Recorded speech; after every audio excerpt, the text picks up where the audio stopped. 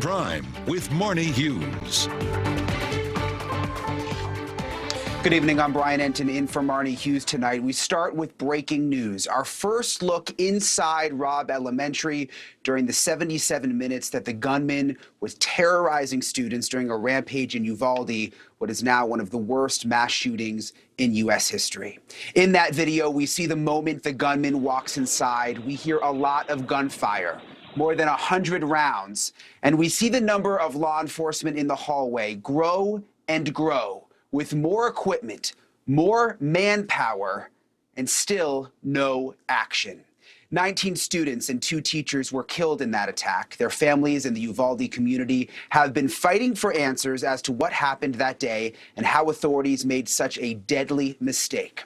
There was a debate over this video and whether or not it should be released to the public. It is incredibly hard to watch.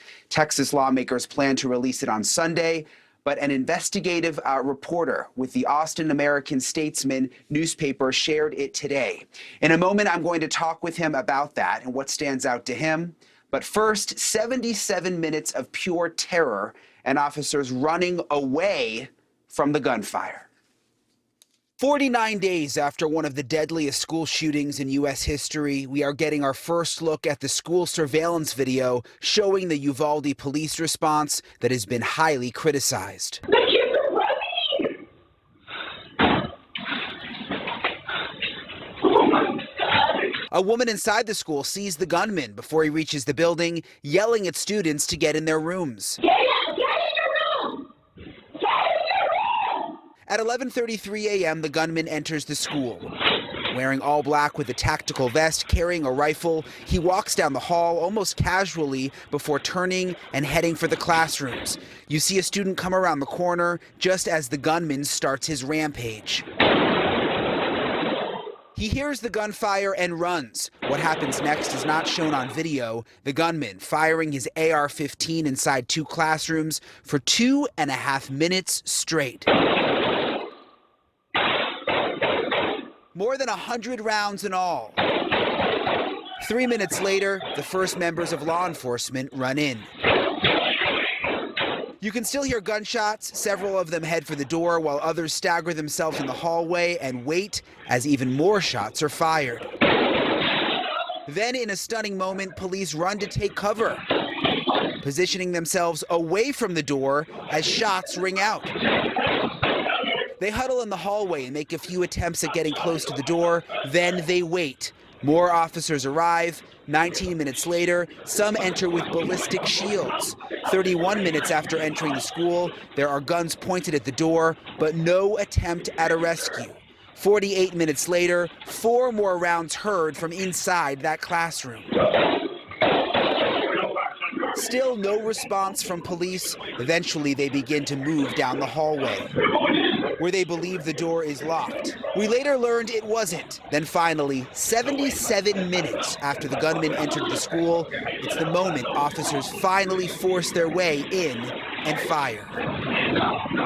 77 minutes, that's been the source of local, state, and federal investigations under the leadership of Uvalde School Police Chief Arredondo, who reportedly believed the attack was over. The head of Texas DPS says Arredondo made the wrong decision by waiting, calling the response an abject failure. I don't care if you have flip-flops and wearing Bermuda shorts. It doesn't matter. You go in. Heartbreak turning to anger for the families in Uvalde. As soon as they heard the gunfire, they should have rushed in. You know, that didn't happen. You know, more policemen came in increments. They were there unprepared. You know, they should have had shields in the cars. They should have had, you know, flag. You know.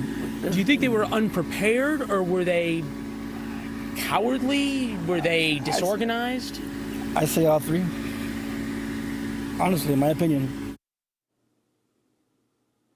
And joining me now is Tony Plohetski. He is the investigative reporter with the Austin American-Statesman. He broke the story. Tony, I know you first saw this video a couple of weeks ago. You were able to obtain it today and put it out. I don't get it, Tony. I mean, we do these stories.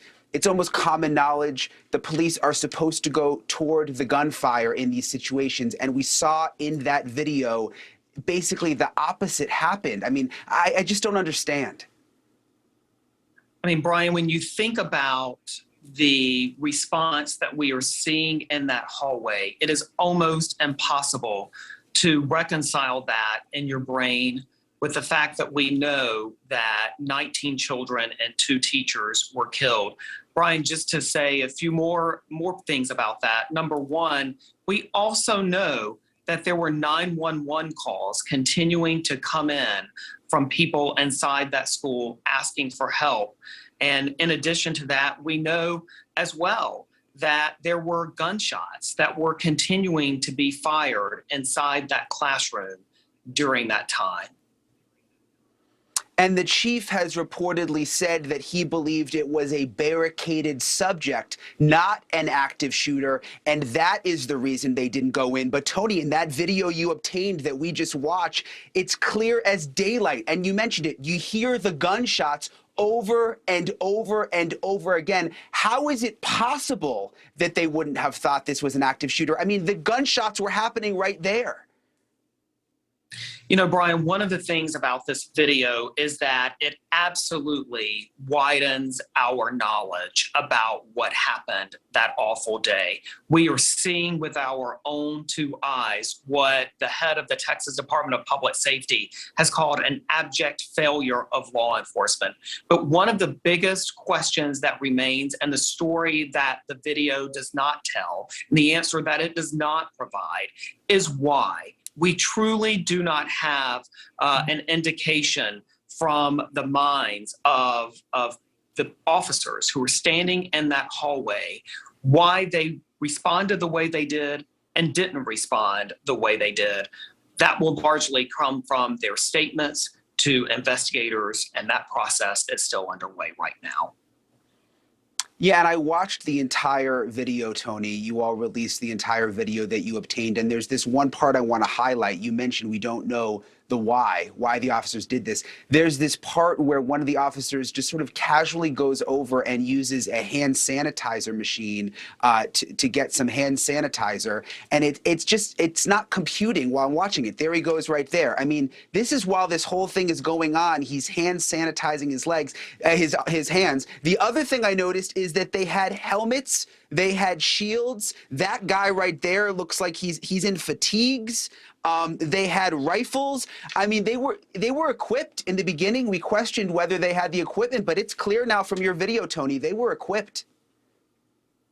Well, and over the course of that time, we see more and more firepower coming into that hallway. We see more and more manpower coming into that hallway. As a matter of fact, at one point, we see tear gas canisters being brought into that hallway. So again, I think, unfortunately, this only serves to deepen the questions about the law enforcement response that day. And so right now there is a city commission meeting happening in Uvalde where, as you can imagine, the community is outraged. They were outraged before the video came out. They're even more upset now.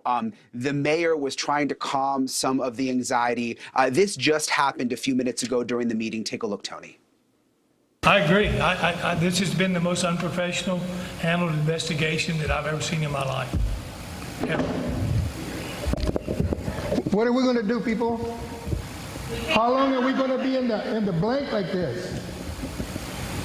How long? Somebody's got to give some answers. Somebody's got to give some answers.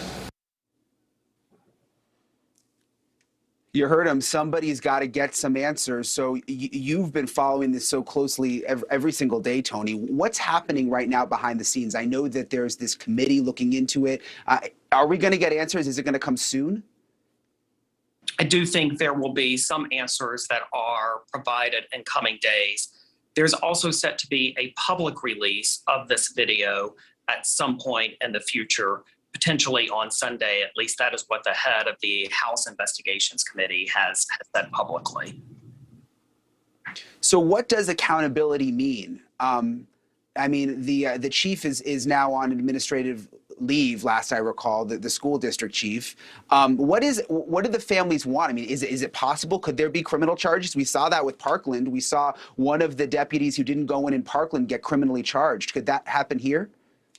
I think it's possible. I think it remains to be seen, and it's part of the overall investigation, Brian. Is this all of the video that you were able to obtain, or is there more video we haven't seen? No, we have published the entire 77 minutes with some edits. There are some screams when the gunfire was happening. We were asked by family members to not air those screams, and so we have done that. I understand. You have to be respectful. I mean, in the beginning of the video, when that little boy looks around the corner and sees the gunman walk by and then runs in the other direction, I don't think it gets much worse than that. It's just chilling. Tony Plohetski, thank you for coming on tonight. Excellent job, excellent reporting. Thank you.